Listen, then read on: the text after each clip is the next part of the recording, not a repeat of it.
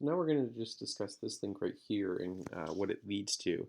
As I said in the previous video, this is sort of the most important link in the entire shell. So when I click on it, 4 links actually come up. Now I know in the video 3 were actually shown. This one has been added since the creation of that video. So really quickly, content essentially leads you to where you need to go. It's going to be the lessons, the assignments, all of those things. Dropbox is a really good link to go to if you ever have an assignment that you need to submit and you're not currently on the content page. The other thing I tell students that Dropbox is good for is it actually gives an overview of all of the things that are due in the course and kind of where you are in it. So if you ever want to know how much you have left, that's a really great link. Grades is going to lead you essentially to the feedback page. So it's going to be all the feedback that I've given you along the way, the grades that I've given you out of 100%. It's really important that you do visit this page when you do get feedback. You'll also get the feedback here as well, where it will say, 2 new feedback. Please make sure to be reading that, as you may need to be adjusting based on the feedback. This last one is new to the course, is the ePortfolio.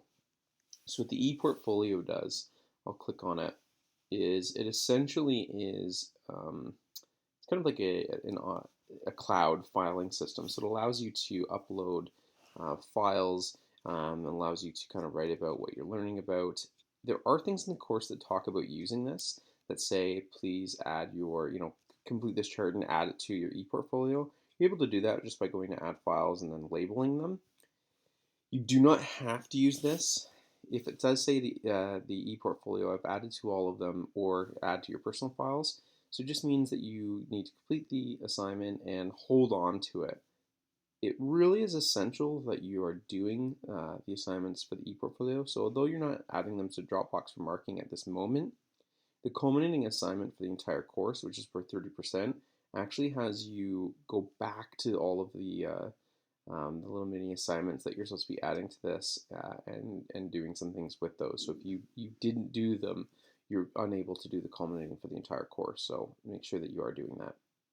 So next we're going to go to content.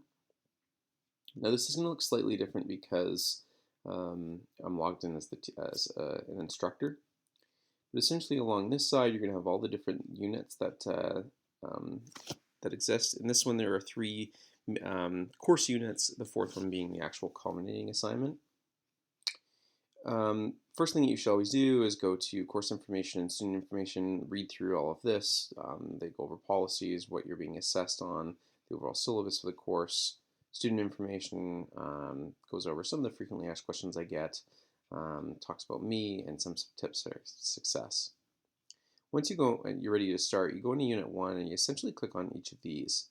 Now, you will not see all of these at the beginning of the course.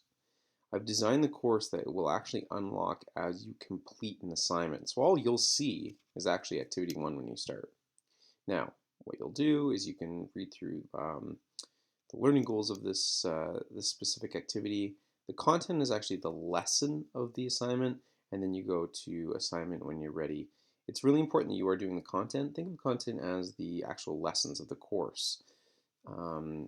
So it's a lot of the time you're unable to do. Some students will try and jump to the assignment. Problem is they haven't done the lesson, so that means they haven't actually learned anything and able to apply it during the actual assignment. So make sure that you are reading through all of the content.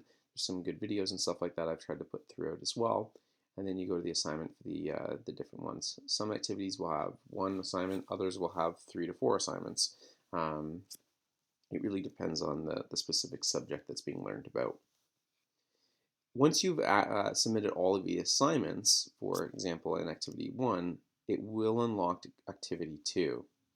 But as I said before, you will not see these until you've submitted everything from the previous one. The reason I've done that instead of having it wide open like you see it here is I've had issues in the past where students jump around and submit assignments from different units all at different times. The problem with that is this course is meant to be done in order. That as you learn about something, you do an assignment for it, and then you move on, and it sort of builds on top of itself. And just like you would in a normal class. So if you were to jump around, you're not going to have the previous knowledge all the time, and you might not be doing the assignment correctly. So I've designed the course so that it will unlock sort of as you go.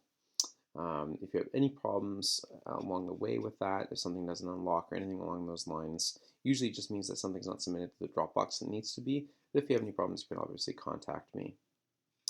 Um, I think that's it for the major pieces right there. Make sure again that you're always submitting it to the correct Dropbox. You can't just drop it in any Dropbox. You're obviously submitting this specific assignment into a specific Dropbox.